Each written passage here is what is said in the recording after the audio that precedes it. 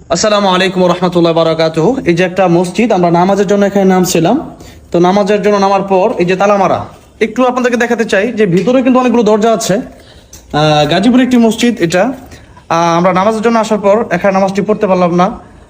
দেখা গেছে যে এই বারান্দাটা খোলা থাকতে আমরা এখানে নামাজ পড়ে সামনে যেতে পারতাম। একটা মসজিদ অল টাইম মানে মানুষজন নামাজ পড়তে পারে সেই সুবিধা, সেই ব্যবস্থা রাখার দরকার। আমি গত বছর এরকম একটি ভিডিও দিয়েছিলাম, আপনারা অনেকে দেখেছেন।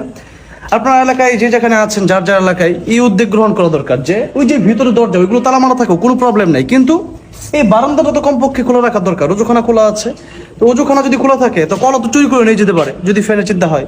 প্রয়োজন ফ্যান লাইট না দেন, তারপরেও কিন্তু এটা খোলা রাখা দরকার, কারণ পথযাত্রী যে কোনো সময় তার নামাজের দরকার হতে পারে। একজন আল্লাহওয়ালা তাহাজ্জুদ নামাজও কিন্তু পড়তে পারে এখানে এসে।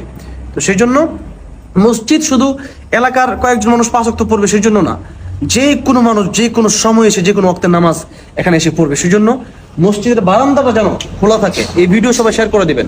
আসসালামু আলাইকুম।